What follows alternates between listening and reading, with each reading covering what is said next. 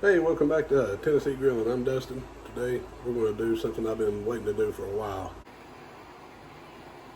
A 3-pound tomahawk steak. God, look at that. That thing right there. Good fat marbling. Good piece of prime.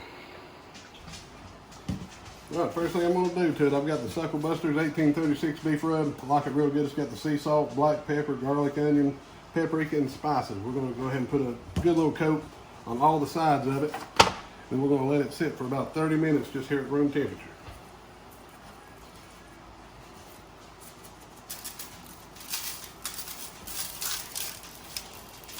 Still too heavy.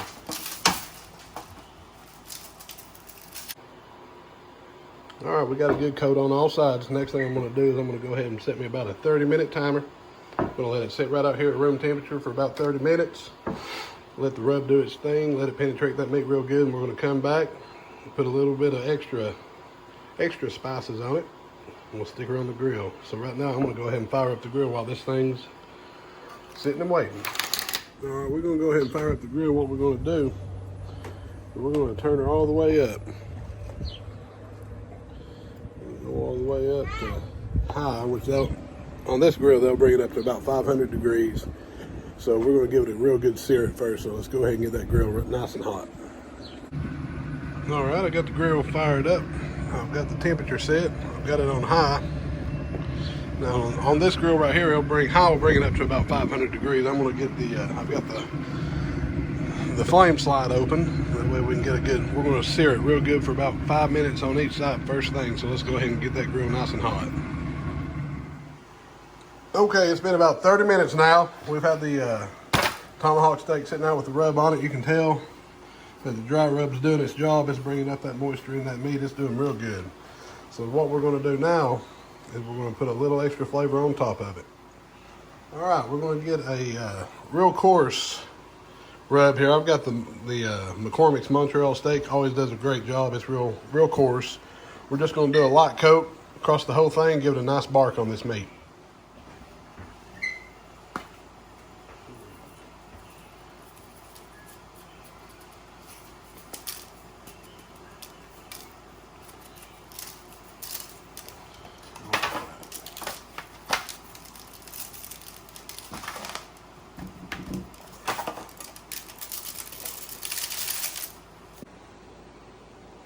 All right, what I'm going to use to baste it with is just a mixture. I threw some butter in there, some olive oil, some thyme, some rosemary, and about a head of garlic. Now I'm going to stick that underneath the grill rack, catch the drippings from the tomahawk steak, and I'm just going to baste it with it every now and then. It should turn out real good. Okay, I've got my grill ready. It's about up to 490 degrees. That's about as high as it's going to make it right now. So let's go ahead and get a sear on this thing.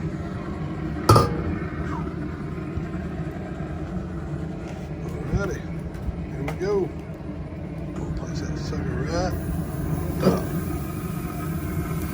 Now I'm going to go ahead and set my timer for 2.5 minutes and we'll give it a twist. Alright, that's been about 2.5 minutes. Now we're going to give it a little twist.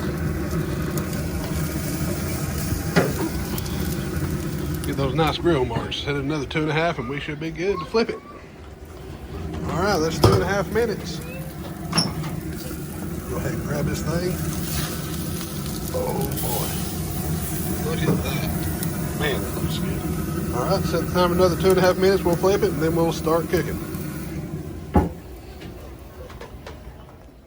All right, now when this thing gets done searing, I'm not going to put it back on the grates. Normally I'd use a grill rack, but I don't have one. So my wife had this little thing right here. Turned her upside down. Stuck this that basting mix I made. I'm going to stick it right there to catch the dripping from the steak. I got my old jerky rack. Cut me a little hole so it'll slide right over that handle.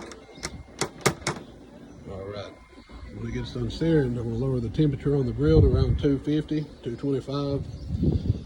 I'll set the steak up on this, get it off the grate. That way we can just slow cook it the rest of the way. Alright, time to flip it. Or twist it.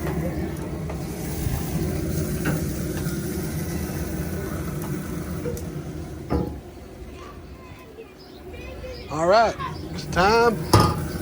Take a peek at it. Gosh, you can't tell me these smokers don't get a good sear on one. Look at that. That's a steak. Okay, I got her on my makeshift rack here. Went ahead and I stuck my probe right in the middle. I tried to get it right there in the center of that meaty part. We're not worried so much about time on this one as internal temperature. What we're looking for is I'm looking for about 125, 126, somewhere in there. That's about where I like them. So, like I said, it's not so much about time as the temperature on this cook. So, let's close her down.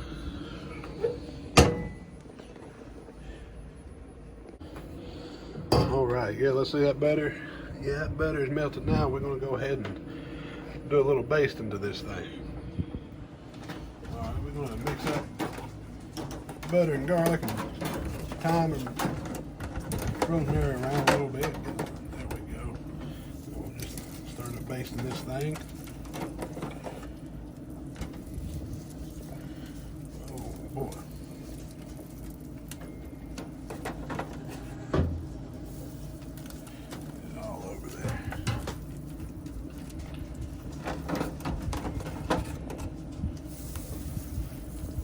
Get a little bit on that bone.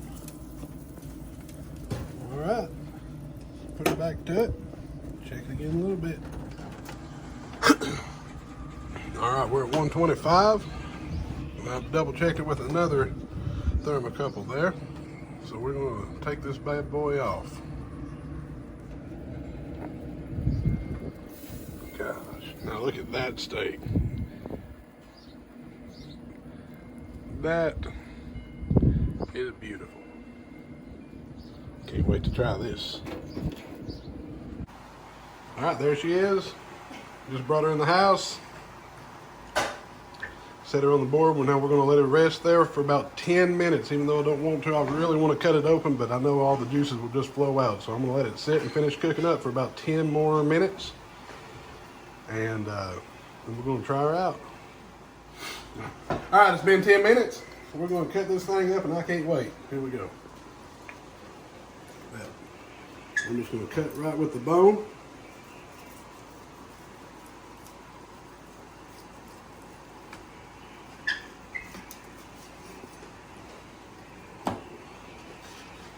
All right, look at that. Slice a little piece off here. All right. Oh, man. So good.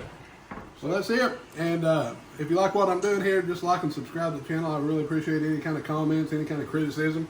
And I'll try to do another cook next week. I'm going to try to do one each week. So thanks again.